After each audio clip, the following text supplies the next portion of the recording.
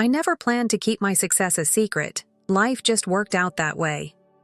Growing up in Singapore, my parents drilled the value of hard work and education into me. "Anya, knowledge is the one thing nobody can take from you," my father would say, as he drove his taxi late into the night to fund my studies. My mother worked 2 jobs, and together they made sure I had everything I needed to excel. Their sacrifice paid off. I graduated top of my class in finance and landed a position at one of Asia's largest banks. By 28, I was the youngest division head in the bank's history, managing over $50 billion in corporate loans. But few knew this side of me. I met Ethan at my friend's small cafe where I loved to work on weekends, helping out just to stay grounded. He walked in one rainy morning, ordered a latte, and smiled when I drew a little fern in the foam. "This is the best coffee I've had in months," he said, his eyes crinkling at the corners. "The secret is making it with care," I replied, wiping down the counter. He came back every weekend after that. We talked about everything: his work as an architect, his dreams of designing sustainable buildings, his close relationship with his family. I found myself looking forward to our conversations, enjoying how he saw me for who I was, not what I owned. When he finally asked me out, I said yes without hesitation. Our first date was at a humble hawker center, sharing plates of char kway teow and laughing about nothing in particular. I fell in love with his kindness, his integrity, and how he treated everyone with respect, regardless of their status. "My family is a bit traditional," Ethan warned me before our first dinner with them. "They can be judgmental about status and career." "Don't worry," I assured him. "I can handle it." I wasn't prepared for Robert Chin, Ethan's father. A self-made real estate tycoon, he dominated every room he entered. His wife, Eleanor, was equally intimidating in her designer clothes and perfectly coiffed hair. Ethan's sister, Veronica, took after their mother, down to her dismissive glance when I mentioned working at a cafe. "A cafe?" Robert's voice boomed across the dinner table. "Ethan, I thought you said she went to university." "She did, Dad. Anya has a degree in—" "Clearly not putting it to good use," Robert interrupted. "In this family, we believe in ambition, excellence, not serving coffee." I saw Ethan's face redden, but he stayed silent. Eleanor touched her pearl necklace. A habit I'd learned meant she was about to deliver a carefully crafted insult. "Dear, perhaps you could help Anya find a more suitable position. The cleaning company we use is always hiring." Veronica snickered. At least she'd have health insurance. I maintained my composure, years of high-stakes negotiations serving me well. "I enjoy my current work, but thank you for your concern." The rest of dinner passed in a blur of subtle digs and patronizing advice. Ethan apologized profusely on the drive home. "They'll come around," he promised. "They just need time to know you." But they didn't. Over the next year, as Ethan and I grew closer, his family's disdain only intensified. Every family gathering became an exercise in endurance. Robert never missed an opportunity to remind everyone of my humble station. Eleanor orchestrated seating arrangements to keep me far from important guests. Veronica openly suggested Ethan find someone more appropriate. When Ethan proposed, their reaction was predictable. "A cafe worker?" Robert exploded. "Have you lost your mind?" "Dad, I love her." Ethan stood firm. "Love won't maintain our family standing," Robert shot back. "If you marry her, don't expect any support from me." But Ethan chose me. We had a small, beautiful wedding without his family present. Months passed. I continued my weekend cafe shifts, finding peace in the simple work while managing billion-dollar deals during the week. Ethan respected my choice to keep my career private, understanding my need to be loved for myself, not my position. Then came the annual Chin family reunion. "We have to go," Ethan insisted. "They're still family." I agreed, hoping time had softened their hearts. I was wrong. The reunion was held at Robert's mansion, a sprawling estate that screamed old money. The moment we arrived, I felt the familiar weight of judgmental stares. "Oh, the cafe girl still hasn't found a real job?" Veronica's voice carried across the garden. "How persistent," Robert chuckled. He gathered everyone for his annual family address, champagne flowing freely as he boasted about the family's achievements. Then he spotted us. "Ah, Ethan, come tell everyone about your new project." His eyes slid past me. "And your wife can serve drinks? It's what she's good at, yes?" Laughter rippled through the crowd. Ethan opened his mouth to protest, but before he could speak, a commotion erupted near the house. Robert's secretary came running out, face pale. "Mr. Chin, urgent call from the bank." "Not now." Robert waved her off. "We're celebrating." "Sir, it's about the emergency loans. They're denied." Robert's smile faltered. "Impossible. I spoke with the division head yesterday." "No, sir. The new CEO is reviewing all major loans personally. They're requesting a meeting tomorrow." I felt my phone vibrate, my own secretary calling. I knew what this was about. Robert's company had been flagged for suspicious accounting, and as CEO of the corporate banking division, I had ordered a complete audit. The timing couldn't have been more perfect.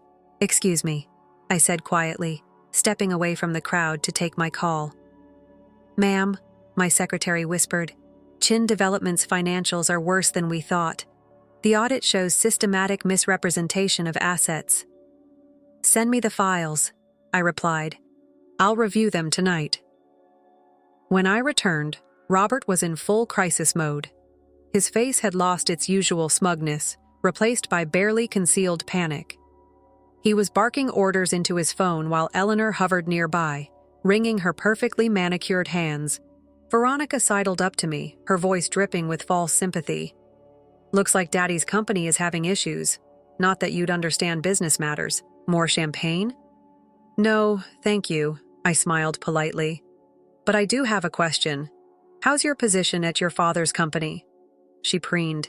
"I'm Executive Vice President of Operations." "Interesting. And what exactly do you do?" Her smile faltered. "I oversee things. Important things. Like the shell companies in the Cayman Islands?" Veronica's glass slipped from her fingers, shattering on the marble floor. Several heads turned our way. "I don't know what you're talking about," she hissed. "The ones hiding your father's debt, or perhaps the inflated property valuations?" Before she could respond, Robert's voice boomed across the garden. "Everyone, party's over. Family emergency." As guests began to leave, Robert pulled Ethan aside. "Son, I need your help. The bank, they're being unreasonable. Your architecture firm has good relationships with other banks, yes?" Ethan looked uncomfortable. "Dad, we're just a small firm. We don't handle those kinds of loans." "Useless," Robert exploded. "Just like your choice in wife. If I lose this company, it's on your head for bringing bad luck into this family." That was enough. I stepped forward, my phone in hand. "Mr. Chin, I believe we have a meeting tomorrow at 9 a.m. He barely glanced at me. "This doesn't concern you, coffee girl." "Actually, it does." I opened my banking app, displaying my executive profile. "I'm the CEO you'll be meeting." The silence that followed was deafening. Robert's face cycled through confusion, disbelief, and horror. Eleanor's pearl necklace clattered to the ground. Veronica looked like she might faint. "That's impossible," Robert stammered. "Anya Chen, CEO of Corporate Banking Division, Singapore United Bank," I stated calmly. "Your loan applications crossed my desk last week.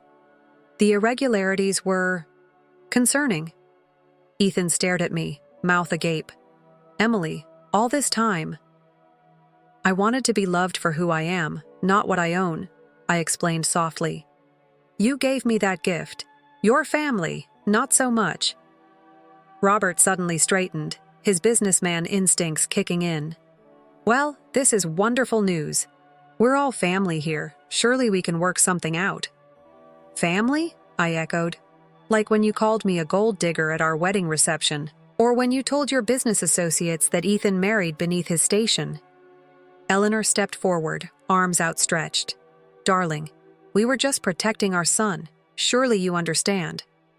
"I understand perfectly. You judged me, humiliated me, and treated me like dirt because you thought I was beneath you. Now you want my help?" Veronica attempted damage control. Anya, sweetie. We were just teasing. It was all in good fun. I turned to Ethan. Did you know about your sister's role in the company? He shook his head. She said she was handling operations. She's been helping your father hide debt and inflate assets. The audit shows years of financial manipulation. Robert's face turned purple. Now see here, you can't just— I can and I will, I interrupted. Tomorrow's meeting isn't about loans. It's about a fraud investigation. The color drained from his face. You wouldn't dare! We're family! Family? I laughed softly. Let me share some wisdom from my father, the taxi driver you mocked at my wedding. He taught me that true family supports you, believes in you, and loves you regardless of your status. You've done none of those things. I took Ethan's hand. The authorities will be contacting you tomorrow. I suggest you get your lawyers ready. As we turned to leave, Eleanor called out desperately, Wait, what about Veronica? She was just following orders. I paused at the door. Actions have consequences, Eleanor. Veronica chose to participate in fraud. She'll face the same investigation as everyone else. The drive home was silent. Finally, Ethan spoke. Why didn't you tell me? Would you have treated me differently if you knew? He thought for a moment. No, I fell in love with you, not your job. That's why I fell in love with you too. I squeezed his hand. I'm sorry for keeping this from you. I just needed to know our love was real. What happens now? I sighed. Your father's company will be investigated. With the evidence we have, there will likely be criminal charges. Veronica too, if she's implicated. And us? That depends. Can you handle being married to a woman who makes more than your entire family combined? Ethan laughed, the tension breaking. I think I can manage, but no more secrets. No more secrets, I promised. The next morning, the Chin family empire began to crumble. Robert arrived at my office precisely at 9 a.m., flanked by his lawyers. Gone was the arrogant tycoon. In his place sat a man who finally realized he wasn't the most powerful person in the room. The audit revealed systematic fraud spanning 5 years. I slid the report across my desk. Falsified valuations, hidden debts, shell companies. It's all here. We can explain, his lawyer began. No need. The evidence has been forwarded to the authorities. Robert leaned forward. Anya, please, think about what this will do to the family name. Name? Like you thought about my reputation when you told everyone I was a gold digger?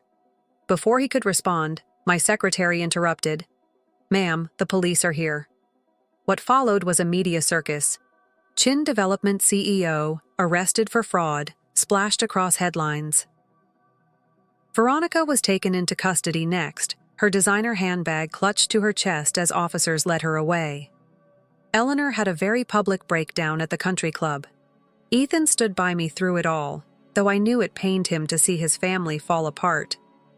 They did this to themselves, he said one evening as we watched the news coverage. You just exposed the truth. Weeks turned into months. The investigation uncovered more than even I had suspected. Robert had been running a complex scheme, using inflated property valuations to secure loans, then channeling the money through shell companies. Veronica had helped coordinate the fraud, her executive position nothing more than a front. The trial was swift. Robert and Veronica were both sentenced to prison, 8 years for him, 5 for her. Eleanor was spared criminal charges but lost everything in the asset forfeitures. One day, as autumn painted Singapore's gardens in golden hues, Eleanor appeared at my office. I know I have no right to be here, she began, her designer clothes replaced by simple cotton. But I need to say something. I gestured for her to continue. I was wrong about you, so terribly wrong. Tears filled her eyes. We judged you because we thought wealth and status were everything. Now I'm alone, living in a small apartment, working as a sales clerk, and I finally understand. Understand what? That character matters more than cash. You were kind to us, even when we were cruel. You could have destroyed us completely. but you let the law take its course. That's real class." I studied her face, seeing genuine remorse for the first time. "What do you want, Eleanor?" "A chance.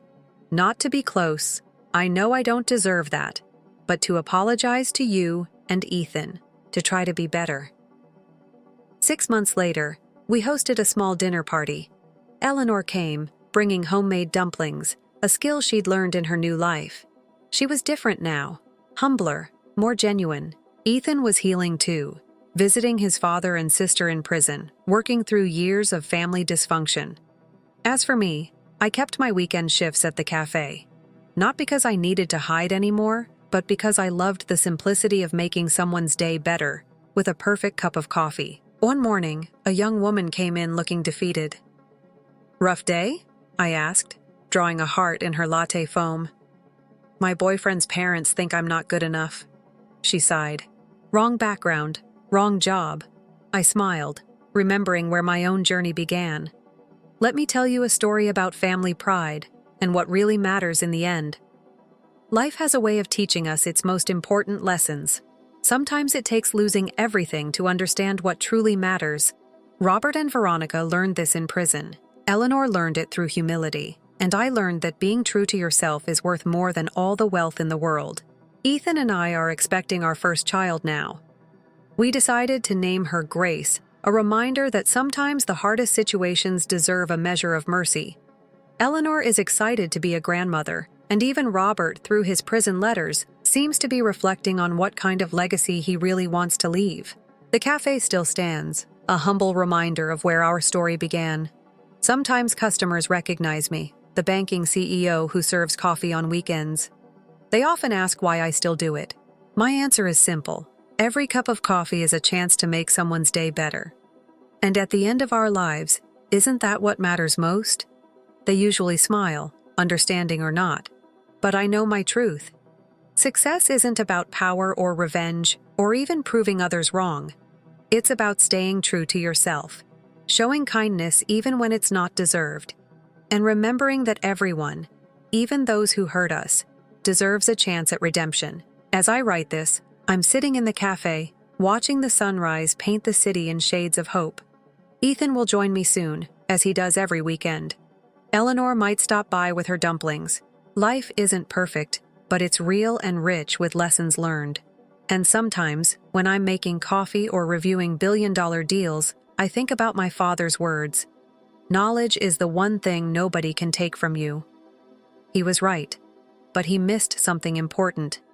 Integrity, compassion, and the courage to be yourself. Those are things nobody can take either. Story 2. The gold letters on the gleaming invitation on my desk taunted me as I gazed at it. I had to learn about my own mother's birthday party, Linda's 55th birthday celebration, from my father's secretary, who believed I already knew I didn't. I'm Maria, and I've been the Holmes family's unseen daughter for the past 8 years. Teresa, my sister, enjoys the attention that comes with our mother's admiration. Behind the scenes, I've been quietly running our family company. Have you viewed the invitation?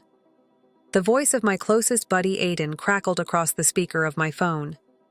Yes, Angela from Dad's office sent it to me just now. I made an effort to speak steadily, but my shaking was obvious. Are you certain? What? Aiden inquired. I'm sure once you do this.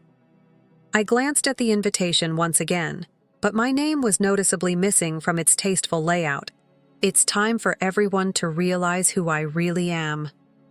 When I got there, the celebration was in full flow. Glasses of crystal clinked. My mother stood in the middle of it all, grinning at Teresa, as if she were hanging the moon, while fake laughter reverberated off marble walls. Maria. Dad motioned me to come. His face showed relief. You succeeded, before I could answer. Mom's voice pierced the throng. Everyone. Everybody. There's some amazing news from Teresa. There was silence in the room. Knowing what was going to happen, I immediately tightened my hold on my champagne glass. Last week, Teresa oversaw the Richardson merger. Mom's pride filled her words. Officially, this is our greatest offer of the year. There was a burst of applause. In an attempt to mask the bitter taste in my tongue, I took a long swallow of champagne. I had planned that merger for 3 months, managing discussions and working through the night. Only the last signing had Teresa present. "You ought to speak up." Beside me, Aiden muttered. He would accompany me.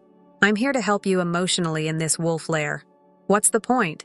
As she came toward us, swishing her designer dress, Maria Teresa's voice echoed. "I'm very happy you came. Have you been informed about the merger?" "Well done. I was able to make the word taste like ash. Additionally, I appreciate you fixing that presentation last week. It was brilliant, according to Mom." But she lowered her voice. "Could you simplify the financial projections a little bit the next time?" A few of the board members appeared perplexed. They were perplexed as you were unable to adequately respond to their inquiries. I whispered, "What was that?" "Nothing, I'm sorry." Mom showed there and blocked my way as I turned to go. "Sweetheart, Teresa." "Mr. Peterson wants to discuss potential opportunities for you in the London office." "London office?" I blurted out, "but that's my project. I've been developing that expansion for Maria." Mom cut me off, her smile never reaching her eyes. "This is hardly the time or place. Besides, Teresa has shown exceptional leadership skills. You should learn from her example." "Learn from her." I laughed, the sound harsh and sour. "Do you even know what she truly does at the company?" The discussion around us quieted. Teresa's grin faded. "Maria," Dad cautioned quietly. "No, I'd want to know." I looked at my mother. "Are you aware of the author of the merger proposal? Who negotiated conditions for 3 months? Who stays up late to make sure your darling Teresa looks nice every night?" Mom's expression grew stern. "I believe you've consumed too much alcohol. I don't believe I've had nearly enough." With a harsh clink, I put my glass down. "What's humorous to you?" Without my notes, Teresa was unable to even provide the board with basic profit forecasts. Mom said, "Enough, enough. Maybe you should stop being envious if you can't enjoy your sister's accomplishment without feeling jealous." Aiden's reassuring hand touched my arm. "Mom, I'm not envious. I'm worn out. I'm sick of being invisible, whereas Teresa claims to be the author of my work." "You dare!" Teresa took a step forward. "I truly deserve everything." I took my phone out. "Is it time to give Mr. Richardson a call? Find out from him who was in charge of the merger talks." There was utter silence in the room. Although the guests feigned being engrossed in their beverages, I could see they were listening intently to everything that was said. "Maria," Dad whispered softly. "Perhaps we ought to go outside." "Why?" Mom gave me a chilly look. "This is the purpose of parties, isn't it? Family unity. Maybe you shouldn't even think of yourself as a member of our family if you can't act like a good daughter," Mom snarled. The remark struck like a punch to the body. Teresa appeared astounded as well. "Mom!" She let out a gasp. I elongated my back. Determination crystallized from years of suffering. "What do you know? You're correct. This isn't a family, therefore I shouldn't think of myself as a member. It's a Teresa fan club." "Maria, Dad got things started." "No, everything is all right." I reached for my handbag. "I'll leave." "But Mama, don't forget this time. Don't forget what you said tonight." After I left, Aiden waited until we got to my car before he said, "Are you all right?" "Maria, that's screwed up. Your own mom. Everything is all right." But I interrupted. It wasn't, and we both knew it. I'm accustomed to it. Teresa sent me another email on my PC, requesting that I check her presentation for the board meeting tomorrow. She would claim credit for the same presentation, as usual. With trembling palms, I leaned against the cool metal. Give Bruce a call. Inform him that I would want to meet tomorrow morning. Will you actually do it? I reflected on what my mother had said.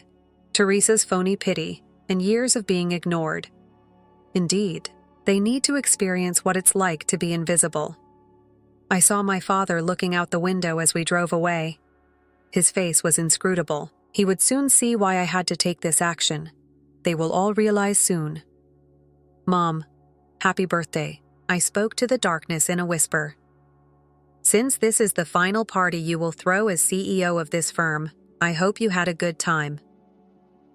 I laid the papers over Bruce's desk and noticed that his office was cooler than normal. Sitting next to me, Aiden used his iPad to browse through financial documents. Mom has been really busy. As he adjusted his reading glasses, Bruce spoke. Under Teresa's name, these unapproved transfers were made to the London office. I'm done, but have a look at the autographs. Aiden bent over. Teresa doesn't own those. No. I took out another piece of paper. For months, Mom has been falsifying Teresa's signature on official documents, most likely in an attempt to establish Teresa's qualifications. Bruce rubbed his eyes and took off his glasses. Maria, this is serious. Alongside the contract your father signed, we were interrupted by a knock. Kendall. In the doorway stood our HR director and Teresa's closest friend. She had a pallid face. I must speak with you, she said. You all?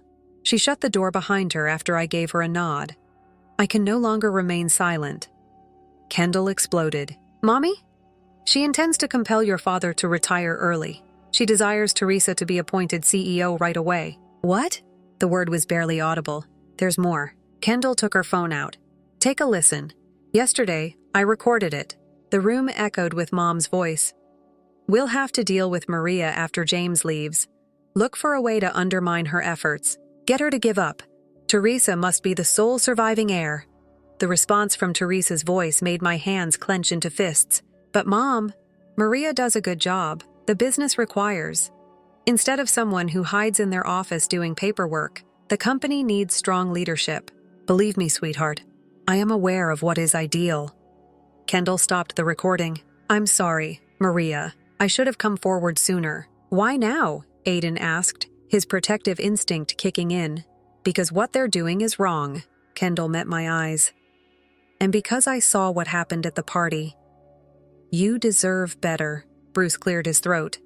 This recording, combined with the forged documents and your father's contract, we have everything we need. Wait! I stood up, pacing. Why would Teresa agree to this? She knows she can't handle the company alone. Power is enticing, Bruce murmured quietly. And your mother can be quite convincing. It buzzed on my phone, a text from Dad. Your mother's called an emergency board meeting for next week. Something about succession planning. They're traveling fast, Aiden noted. I turned to Bruce. How fast can we arrange everything? Give me 2 days. I'll have all the material ready, including proof of the forgeries. Make it one day. I showed him Dad's SMS. We need to go quicker. Kendall moved forward. I have access to all the HR files. I am able to assist. For what reason would you jeopardize your career? Teresa is a friend of mine, so I had to ask. However, this is incorrect. Everyone, even Teresa, is being manipulated by your mother. It must be stopped by someone. Once more, my phone buzzed. Teresa. This time, Mom is behaving strangely. She claims that I must sign certain documents pertaining to London. Could you examine them first? The time was ideal. Reading over my shoulder, Aiden murmured. I returned the type. Yes, in an hour, meet me at the office. This is your opportunity, stated Bruce. Make her acknowledge the frauds. Keep a record of everything. An hour later, I watched Teresa go over the London paperwork while I sat across from her in my office. These figures don't appear right. The signature? She scowled. This isn't mine, Maria. I am aware. My phone was on the desk. Recording. Your mother has been falsifying your signatures. Teresa's expression fell flat. It was only temporary, she replied. That when I was ready, she would make everything right. What are you prepared for? What's crazy, do you? I opened the attachment and said, tomorrow, Teresa will be presenting my market study to the board, the one that took me 3 weeks to assemble. Additionally, her mother will most likely prepare another celebratory dinner for her.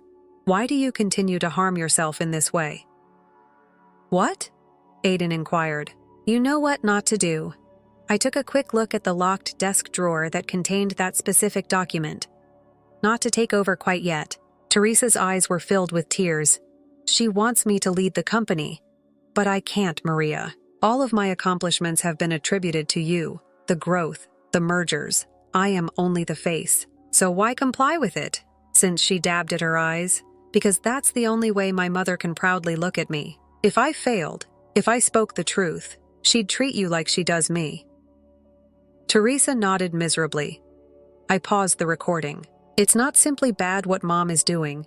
It's illegal, and it's hurting everyone, even you. What are you going to do?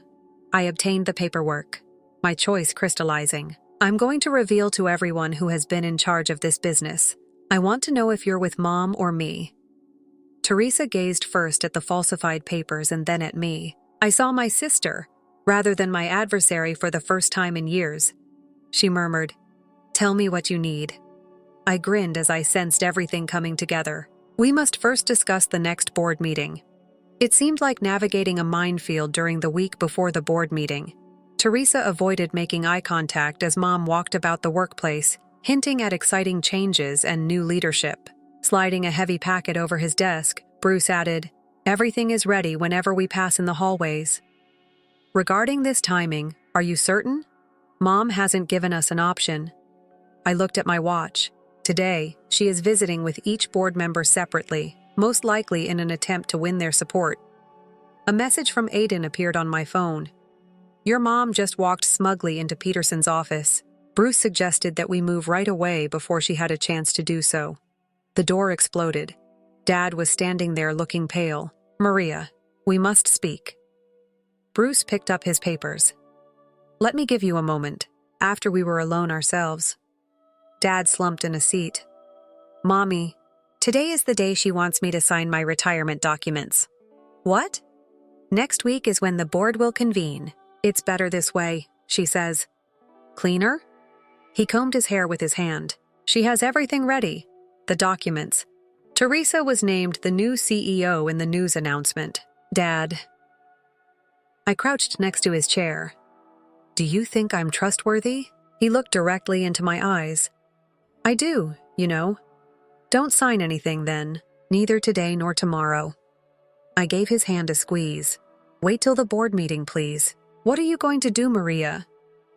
We were stopped by a knock. Teresa crept in and hurriedly shut the door. She responded, "Mom is wrapping up with Peterson. Next up, she's coming here. Look between us, Dad." His expression was one of confusion. "You two are collaborating." "Things change," Teresa muttered. "We must occasionally correct our errors." The sound of footsteps filled the corridor. Teresa's gaze expanded. "Dad, she's coming," I muttered in a hurry. "Just stall, no matter what she says or what occurs. Are you able to accomplish that?" As Mom came into the office, he straightened his back and nodded. "James, sweetheart." "Oh," her smile wavered. "Girls, I see you all there. I have a private matter to address with your father." Teresa really said anything. "I need to discuss the London office signatures with you." Mom's face tensed almost unconsciously. "Later, sweetheart. Isn't this more significant?" I inquired. "More significant than forged papers?" The room's temperature appeared to drop by 10 degrees. Mom's smile grew piercing. "I'm not sure what you're trying to say, Maria, but now isn't really the time for accusations." "Mom." Teresa took a step forward. "The signatures are known to us. Almost anything." Mom lost her temper. "For a moment only. Sweetheart, Teresa. We spoke about this. In business, there are instances when we have to breach the law to get things done faster. By making Dad retire, I was able to obtain copies of the falsified paperwork." "You're not understanding." Mom lost her temper. "My actions have always been motivated by the future of the business and this family." I clarified that you meant for Teresa's future, or whatever you believe is best for Teresa. Mom's voice rose as she added, "I know what's best for this company. Furthermore, it's not a person who hides behind papers and spreadsheets." Dad got to his feet. "Linda, that's sufficient." "It's not enough, James." Mom spun around on him. "Put your signature on the documents, before she destroys everything now." "Before I wreck anything?" Quietly, I asked. "Your ideal strategy. You're trying to remove Dad and make Teresa your puppet CEO. You dare." Dad entered my office as the door opened. He signaled for me to stop the conversation as his weary eyes locked with mine. "I'll give you a call back," I informed Aiden. Dad's shoulders slumped as he shut the door behind him. "The invitation matter has now brought to my attention." "Don't worry, Dad." "Really?" "No, it isn't." He combed his graying hair with his hand. "I requested that your mother send you one." "I will," she said. I made an effort to grin. "I'll be there. I know that now." "Mom?" With tears in her eyes, Teresa broke off. Please stop. I am no longer able to do this. I am unable to serve as CEO. I'm not competent. You are, of course. Everything has been handled flawlessly by you. No. Teresa's voice grew louder. Maria took care of everything. The London office, the growth, the mergers, everything. I merely showed her what she had done. Mom's face turned pale. You're siding with her. I'm going with the truth after all I've done for you. According to Teresa, the office door opened once more. Peterson, Bruce, and 2 other board members took over. I think, Bruce answered coolly, now is the time to advance that board meeting. Do you believe this would be a good moment to talk about the company's future? Mom glanced at each of us, and then she realized. You have this planned? No, Mother. I collected the papers. My hand. Steady. You have this planned. Bruce guided us toward the boardroom, saying, I just want to make sure everyone sees exactly what you planned. Dad looked at me. He gave a little nod, his worried expression giving way to pride. The hiding period was over. Whether Mom was prepared or not, the truth would now be seen by all. As Bruce presented the facts, the boardroom took on the atmosphere of a trial. Mom's knuckles were white on the polished mahogany table as she sat stiffly in her chair. Every moment she started her confession, Teresa had continued to shake. You're saying that? Peterson bent over. That Maria has truly been the mastermind behind our most recent achievements. Indeed. Teresa's voice broke. The London office, the Asian growth, and the Richardson merger. Maria did all of the effort. I just made the presentation. The signatures, too. Another board member inquired. Teresa responded, I didn't sign those documents. Mom did. It was essential for the adjustment, she remarked. Change? Peterson raised his eyebrows. Mom couldn't look at the plot to fire Dad and appoint me CEO Teresa. However, I am unable to accomplish it. I'm not competent. Maria is. Mom hit the table with her hand. This is absurd. Teresa, you're allowing her to control you. I broke the law in order to save this company's future. Dad signed a contract years ago, and I took it out, or by disregarding this. The board members received copies from Bruce. Maria is now the company's largest shareholder thanks to this paper, which she signed 5 years ago. Mr. Holmes's insurance policy guaranteed that James, his best qualified successor, would run the business. Mom shook her voice. Is this accurate? Dad's chair straightened. I've seen Maria do amazing things for this business. You disregarded her accomplishments. I had to safeguard the businesses and her future. I was betrayed by you. Mom's expression twisted. After all that we constructed together. You deceived us, Linda. Your fixation on looks deceived both of our girls. Kendall moved forward and began playing the audio recording. Mom's voice filled the room as she talked about plans to push me out and compel Dad to retire. The board members looked at each other in horror. Peterson stated solemnly, Mrs. Holmes, these accusations are very serious. Counterfeiting, deception, attempted takeover of a company. It was all about Teresa. Mom exploded. She is the face that this business needs. Maria is fair. She is just. What exactly? Mom, slowly, I got to my feet. The only person who truly understands how to manage this business is the daughter. The one from whom you have been pilfering jobs for years. I was never a thief. Really? I brought up the board meeting's presentation from last month. In part 3, Teresa provided an explanation of the financial predictions. Teresa became pale. You didn't write them, therefore I can't. Silently I said, yes, I did, similar to everything else. This is ridiculous. Mom's chair scraped back as she stood up. All of you are plotting against me. Teresa, be honest with them. Mom, I'm being honest. For the first time in years, Teresa's voice became more powerful. At last, I'm being honest. The board members were gathered together, and the uncomfortable stillness was filled with muttered remarks. Peterson finally said something. We must act right now in light of the data that has been revealed. You will be suspended while a thorough inquiry is conducted, Mrs. Holmes. Until a suitable succession plan is put in place, Mr. Holmes will continue to serve as CEO. Maria. He paused. I've witnessed the amount of hours you put in and how hard you work. The manner in which you assist your mother and sister. She. Please, Dad. I got to my feet and gathered Teresa's presentation materials. Mom will never see me the way she sees Teresa, and we both know that. I long ago came to terms with that. Teresa texted me, and my phone chimed. Has the presentation been corrected yet? Tonight, Mom wants me to practice it for her. Dad scowled as he glanced over the message. You could tell them, you know. This is not possible. Mom's voice erupted wildly. This is my business. Bruce really held up the deal. For the past 5 years, it has been Maria's business. No. Mom reached for Teresa's hand and turned to face her. Please, darling, we can make this right. Tell them you were under pressure and confused. Teresa withdrew. I apologize, Mom. I am no longer able to lie. Bruce's secret security detail waited outside as they took Mom out of the boardroom. She made one final circle around. This is something you'll regret. She gave me a hiss. You'll both feel bad about betraying me. Teresa fell into her chair with tears running down her cheeks after she had departed. Maria, I really apologize for everything. You're not to blame, I said, and to my surprise, I meant it. Mom played tricks on us both. Dad cleared his throat. The board must decide on a few things. Teresa, Maria, maybe you should spend the remainder of the day somewhere other than the boardroom. Teresa took hold of my arm. Now what? Right now? I glanced around the office. The Imperial Mom had made a valiant effort to exert authority. We are now rebuilding properly. This time, will you ever pardon me? Years of bitterness and seeing Teresa claim credit for my labor came to mind.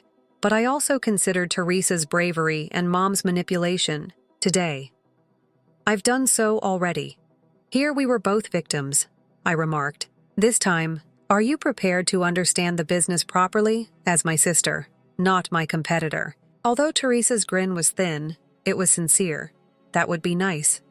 It buzzed on my phone. Aiden is checking in. I type rapidly. It's finished. Mom is not here. Everything is evolving. It was too. At last, the truth had surfaced.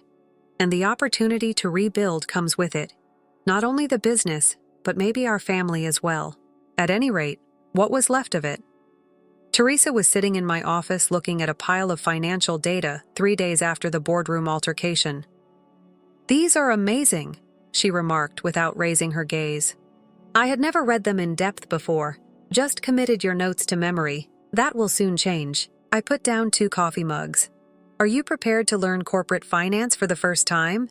Mom's attorneys phoned once more. Teresa exclaimed. They'd want to meet. I slumped in my seat. What were they saying? She is making threats to go public. Inform everyone that we planned an aggressive takeover. Teresa grabbed for her coffee, her hands shaking. If we don't restore her, she threatens to ruin the company's name. We were stopped by a knock. Aiden's head stuck in. I apologize, but this must be seen by both of you. He set his iPad down on my desk and displayed Mom's social media post for us to see. The truth about family treachery and corporate sabotage was betrayed by my own daughters. Soon. A familial betrayal and a business scandal. This is what she's actually doing, Teresa muttered. She is, of course. I took out my phone and called Bruce. Bruce responded on the first ring. She's trying to force our hands because she's losing control. You've seen it, I suppose. Indeed. Options. Maria, we have the proof. Everything. She will only involve herself if she goes public. But in the process, she will harm the business. Bruce could hear what Teresa said. In fact, Bruce's speech assumed a recognizable legal tone. On our terms, this may be the ideal chance to get ahead of the narrative. Dad was standing at the doorway looking worn out. Peterson's convened a board meeting in an emergency. Investors are becoming uneasy about your mother's posts. We sat in the boardroom once more an hour later. However, I was seated at the head of the table this time. We must move quickly, Peterson added. The market despises uncertainty. Let's then offer them assurance. I got my laptop open. I have a press release ready that covers everything. The attempted forced retirement, the falsified documents, all of it. But also our future course. Do you wish to share our private problems with the world? Teresa had a terrified expression. I clarified, I want to steer the story, demonstrate that we found anomalies, looked into them, and took the necessary action. Present it as business obligation rather than familial turmoil. It may work. Bruce gave a nod. Transparency frequently appeals to shareholders. There's more. I opened a different document. A new company structure is what I've drafted. Teresa, you should be in charge of our client relations department. What? Teresa blinked. That all the labor that Teresa hardly comprehends is done by me. She gives half of it. I gave a headshake. Mom wouldn't believe it. We were cut off by a knock on my door. Our family lawyer, Bruce, took over. His face was solemn. Maria, have you got a moment? Dad laughed and gave me a nod. He shut the door after himself. Bruce waited for us to be by ourselves. I looked at Linda's party attendee list. When I failed to see your name, I thought something had gone wrong. T, you're very good with people. It's not phony. That's all you are. While you handle everything else, let's make good use of that strength. She sounded inquisitive rather than furious, as I continue to do what I always have. But with appropriate acknowledgement this time, Dad cleared his throat. Interviews will be sought for by the media. Excellent. I wanted to converse, so I got up. The days of lurking in the shadows are over. It buzzed on my phone. One more social media alert. Mom had made another post. Tomorrow. See my exclusive interview. The true tale of the corporate takeover. Teresa said, she's not going to back down. No. I grinned glumly. However, we're not this time either. I looked at the board. I propose that we set up a press conference for today. Maria, you beat her to the punch. This may turn unpleasant, Dad warned. Dad, it's already nasty. However, I like to battle in the open rather than in the shadows. Everyone filed out, and the board overwhelmingly approved my idea. Teresa stayed. Why are you allowing me to try? She inquired. After everything, because you opted for truth above authority. I want that sister by my side. Aiden showed up with a bag of clothes. You requested your power suit. At 4 how, the news conference will begin. Recalling all the occasions I had assisted Teresa in getting ready for presentations that should have been mine, I accepted the bag. As she turned to go, I called. Do you want to help me get ready this time? Every painful recollection of the previous 8 years was worth it for her smile. My mom texted me as we were working on the statement. This is something you'll regret. You two are who you are because of me. Teresa caught my hand as she saw it. No, she didn't. It's time for everyone to know that you accomplished that yourself. I returned her squeeze and began composing my answer. One thing, Mama, you're correct. The truth will be known to everybody. Everything. I'll see you at 4. Outside, the press was already assembling. Via the window of my workplace, I saw the news vans pulling up. Everything would alter once more in a few hours. However, I was prepared this time. No more shadows or hiding. The moment has come to enter the light. As I approached the podium, camera flashes sprang forth. Teresa and Dad stood side by side, putting up a unified face.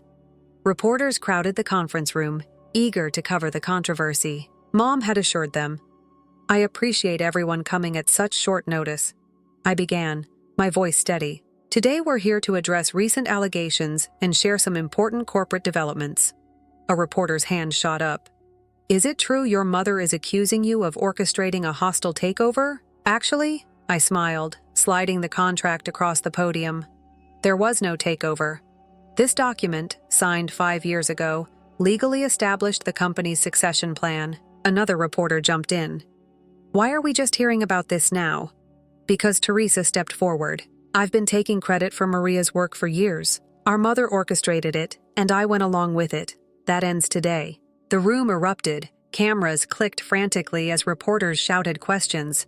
No mistake. I turned to my computer, pretending to work. Just Mom being Mom, you know, Bruce said carefully. That contract you showed me last month, it could change everything. I stopped typing. I'm not ready. The longer you wait, I am aware. I met his eyes. But when I do this, I need it to be perfect. I need everyone to understand exactly what they've done. Bruce nodded slowly. Just remember, timing is everything in business. And revenge. After he left, I unlocked my desk drawer and pulled out the contract. The document that could destroy my mother's illusion of control over the family business. Dad had signed it years ago, making me the majority shareholder. Not her, not Teresa. My phone buzzed again. This time it was Kendall, Teresa's best friend. "Hey, your mom's showing everyone Teresa's new office. You know, the one that was supposed to be yours?" I looked at the contract in my hands, then at Teresa's presentation on my screen. 8 years of being invisible. 8 years of watching Teresa take credit for my work. 8 years of Mom pretending I didn't exist. Maybe Bruce was right about timing. I picked up my phone and called Dan back. "Remember what you said about the contract?" "Yeah." I think it's time I took a deep breath. Mom's birthday party might be the perfect occasion for a different kind of celebration. "Miss Holmes, a woman in front called out your mother just tweeted that you fabricated evidence to force her out. Your response?" I gestured to Bruce, who began distributing packets. "These documents show a pattern of forged signatures and fraudulent representations. We've included forensic analysis confirming the forgeries, and you can verify these claims." Someone else shouted, "I can." Teresa's voice rang clear. "Because I'm the one whose signature was forged by our mother." The doors at the back of the room burst open. Mom strode in, her lawyer trailing behind her. "This is outrageous," she announced to the suddenly silent room. "My own daughter's spreading lies." "They're not lies, Linda." Dad's quiet voice carried surprising authority. "And you know it, James." Mom faltered slightly. "You're supporting this betrayal. I'm supporting the truth." He turned to the reporters. "My wife has been manipulating this company and our daughters for years. I signed that contract to protect both the company and Maria's future." "This is all very dramatic," Mom's lawyer interjected, "but Mrs. Holmes has documentation." "Forged documentation?" Bruce cut in smoothly. "Would you like us to present the forensic analysis of those signatures as well?" Mom's face contorted. "Teresa, darling, tell them how your sister is manipulating you." Teresa stepped to the podium. "No more lies, Mom. Maria did everything. You praised me for the Richardson merger. Her work, the London office expansion, and all her—" I just stood there and smiled. "You ungrateful," Mom started forward, but security blocked her path. I held up my hand for quiet. "We're not here to air family grievances. We're here to announce corporate changes that will ensure transparency and proper attribution of work going forward." "And what about your mother's role?" someone called out. "My mother's actions are under investigation. The board has suspended her pending the results." "You can't do this." Mom's voice rose hysterically. "I built this company." "No, Mom." I met her eyes across the room. "Dad built this company. You just took the credit." "Sound familiar?" The reporters went wild, cameras flashing as Mom's face crumpled. Her lawyer tried to pull her away, but she shook him off. "I did everything for you," she shouted. "Both of you. I made you strong." "No," Teresa said quietly. "You made us afraid. Maria made us strong." If there are no further questions, I address the room. We've provided detailed press packets outlining the company's new structure and leadership team. "One more question." A reporter stood up. "Miss Holmes. Maria, how does it feel to finally step out of the shadows?" I looked at Teresa, who nodded encouragingly, then at Dad, who smiled with pride. Finally, I turned to Mom, still standing at the back of the room, her perfectly crafted world crumbling around her. "It feels honest," I said simply, "and that's how we'll run this company from now on." A security escorted Mom out. Her last words rang through the room. "You'll fail without me. Both of you will fail." But looking at the supportive faces around me, Teresa, Dad, Bruce, Aiden, even the board members who'd come to show solidarity, I knew she was wrong. Later, as the last report has filed out, Teresa hugged me tightly. "That was terrifying," she whispered, "but also freeing." "Yeah," I agreed. "No more hiding." My phone buzzed with a text from Kendall. "Check the stock price." I looked. Despite the scandal, or maybe because of our transparency, our shares were up. The market? It seemed appreciated. "Honesty as much as we did. Ready to learn your new role?" I asked Teresa. For real this time, she squared her shoulders, ready to be the sister you deserved all along. Together, we walked out of the conference room, leaving the shadows of Mom's manipulation behind us. The truth was out, and surprisingly, it felt like victory. The morning sun streamed through my office window as I reviewed the final settlement papers. Mom's signature looked shaky at the bottom, a far cry from her usual confident strokes. She signed without arguing. Teresa set 2 coffee cups on my desk. Bruce says she didn't have much choice. The evidence was overwhelming. A knock at the door interrupted us. Dad entered, looking more relaxed than I'd seen him in years. "Peterson just called," he said, settling into a chair. "The board unanimously approved your proposal for the London office." "Our proposal," I corrected, glancing at Teresa. The client relations strategy was all her. Teresa beamed. "It's amazing what you can accomplish when you actually understand what you're presenting." My computer pinged with an email notification. "Mom's giving an interview to the Financial Times tomorrow. Are we worried?" Teresa's smile faded. "No." I pulled up the pre-interview notes Bruce had obtained. "She's admitting to everything, says she was blinded by maternal ambition or something. Damage control?"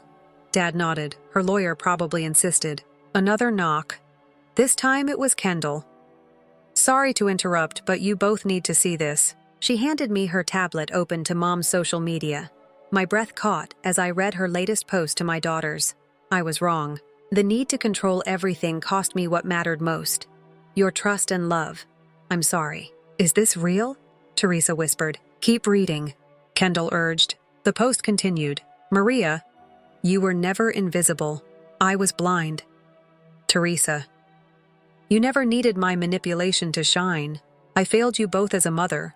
The company is in better hands now." "Your hands?" She posted it an hour ago. Kendall said it's already going viral. Dad cleared his throat, his eyes suspiciously bright. "Maybe there's hope yet." Speaking of hope, I pulled out 2 folders. "I have something for both of you." Teresa opened hers first, gasping, "Is this your new contract as head of client relations?" With a seat on the board, she looked up, tears in her eyes. "I haven't turned this." "You will?" I said firmly. "You already are." Dad opened his folder more slowly. Inside was a contract keeping him on as chairman emeritus with an advisory role. "Maria," he started, but I cut him off. "The company needs your experience, Dad, and I need your guidance. The real kind, not Mom's version of it." The intercom buzzed. "Miss Holmes, your mother is here." The room fell silent. Teresa gripped my hand. "Send her in," I said. Mom looked smaller somehow, her designer suit hanging loose on her frame. She clutched her handbag like a shield. "I suppose you've seen my post," she said quietly. "We have." I gestured to an empty chair. "Did you mean it?" "Every word." She sat down stiffly. "My therapist says I need to make amends, but that's not why I'm here." "Why are you here, Mom?" Teresa asked. Mom pulled out a thick envelope. "These are my resignation papers from all remaining company positions." And she hesitated. "My shares. I'm signing them over to both of you equally." "Mom," Teresa breathed. "I can't take back what I did," Mom continued, "but I can try to fix what I broke. Starting with this." She turned to me. "You were never invisible, Maria. You were brilliant, and I was too obsessed with my own vision to see it. And me." Teresa's voice shook. "Did you ever see me?" "The real me." "I saw what I wanted you to be," Mom admitted. "I'm hoping maybe I could get to know who you actually are. Both of you." I looked at Teresa, seeing my own mix of hope and caution reflected in her eyes, then at Dad, who nodded slightly. "We have a monthly family dinner," I said carefully. "Usually just Dad, Teresa, and me. Maybe you could join us sometime." Mom's eyes filled with tears. "I'd like that." As she stood to leave, she paused at the door. "You've done amazing things here, both of you together." After she left, Teresa turned to me. "Are we crazy to give her another chance?" Maybe I smiled. "But we're doing it our way this time. No more shadows. No more pretending." Dad squeezed both our shoulders. "Speaking of, no more pretending. Don't you have a board meeting to run?" I gathered my papers, catching my reflection in the window. The woman staring back wasn't invisible anymore. She never really had been ready. I asked Teresa. She straightened her jacket. "Ready to be your sister, your colleague, and myself." Finally, together, We walked toward the boardroom, leaving the shadows behind for good. Sometimes the best revenge isn't about getting even. It's about becoming exactly who you were meant to be. In the full light of day,